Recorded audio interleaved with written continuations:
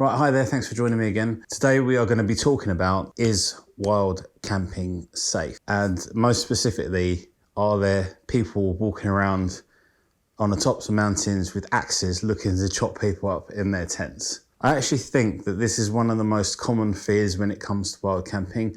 I see it all over the place online that people are constantly asking, is it safe? Is it safe? Is it safe? And their fears are about being killed or whatever in their tents at night time. And in some ways it's an understandable fear, but in other ways it's also an unrealistic fear. So what I'm going to do with you is I'm going to kind of address the why, and I'm going to give you a couple of different ways of looking at it that will hopefully help you out. If you're one of the people that is scared of wild camping and has that fear, then hopefully some of this will help you. The most important thing for me when trying to address something like this is more about understanding where the fear comes from and how to deal with fear in general. If we look at where fear comes from, usually it comes from the unknown. So I'll give you an example of that. If someone gives you some food to try and you can't quite recognize it, it's not something you've had before, and they ask you to try it and they kind of insist that you try it, our reaction to trying that new food is one of self-protection. And what that looks like is we pick that food up and we look at it and we sniff it and we taste just a little bit of it to see if it's all right. And then we're feeling for all these sensations of, is it too spicy? What does it taste like? Does it taste like it's going to harm me? We go through this kind of series of thought processes when we're tasting that food. And what that relates back to is an instinct for self-preservation. We're just analysing that food to see if it's safe. Now, that same process we use in many different things in our life, from testing how warm bath water is to going wild camping. So when we've got no reference points and don't really have any experience of wild camping, what happens is our brain works out what the worst case scenario is, which is someone running around with an axe trying to kill people. And then we kind of fixate on that as that being the worst thing. So there's two things we can do in order to deal with a fear like that. Okay, so the first one is that we just need to look for evidence. And that is along the lines of like, how many people get murdered in their tents by people walking around with axes on mountaintops? And the answer is it doesn't happen.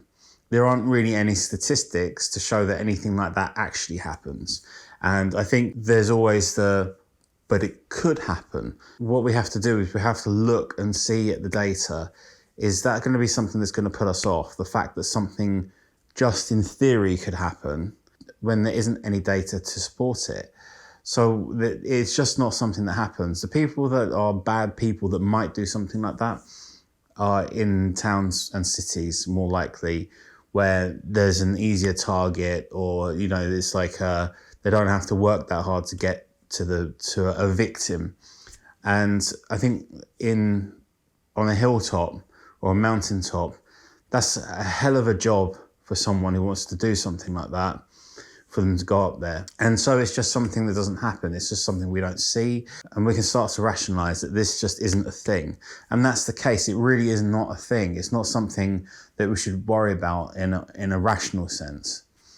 But yet, I think even once we've kind of got that into our heads, for some people, the fear will still exist. Actually, I think for most people, it will still exist. And that comes back to like the food analogy, is if your friend's telling you, no, really, it's okay to eat, really just eat it, it's okay, you still are suspicious and you don't know, and you try that food really carefully just in case, you know, the worst happens and it's completely rotten and it makes you sick. So this is the same for wild camping. We still go through the same process. We can rationalize and say, look, this is totally safe, but the fear's still there. The way most fears get conquered is through knowledge. You know, there's this saying that knowledge dispels fear. It's actually experience that dispels fear. So much like in that food analogy, once you've eaten that food a few times, you start to trust it as a food source. You stop going through that process of like tasting a little bit of it and seeing, is this edible? Is this something I can eat? It's the same thing with wild camping. Once you've been a couple of times, you will find out that it's safe, and then your fear will start to, you've gone through that process of working out, is this a safe thing to do? Isn't it a safe thing to do? And that doesn't mean you won't be scared the first time you go. But I think if you can start to rationalize and say, look, this isn't something that happens, people don't get attacked in tents. And then if you can sort of say to yourself on top of that, that this is just my first time going, it's going to get easier after this, it's not going to be the same again. I think the biggest difference for people when they have a fear like that is between doing it for the first time and never having done it. Once you've done something for the first time, then it becomes a lot easier. It's like everything that we do in life, actually. Once we've done something once, it becomes so much easier to do it the second, third time. And you'll probably find the same thing. So my real advice to you is to start to think through the process when you address a fear. Think through it logically. Look at the data. Is it a rational fear or not? No, it's not a rational fear. Okay, so it's an irrational fear. So if it's an irrational fear, what can I do about it? Just accept you're going to go through this process, get that first wild camp done, and then you'll find it much, much easier. I think something to be said for just understanding that this is a process that you need to go through. And something I'd add on to that as well is when you do go for your first wild camp, you'll notice that at nighttime, it's loud. People always think that the countryside is a quiet place. It's not particularly quiet. It's actually fairly noisy. And at nighttime, especially if you feel stressed, you'll find that your hearing gets amplified. Or at least that you spend time fixating on sounds, which won't bother you in the future. And so little animals and things will run about and they're looking for little bits of food to eat and so on and doing whatever it is they do at night time. And you'll hear bits and pieces and sometimes a little rock will move or whatever. And you'll hear all these sounds and in your head you'll start thinking, is that the Axeman? Has he come for me now? No. No is the answer to that. And it's better to just try to not fixate on things. Go through this mental process.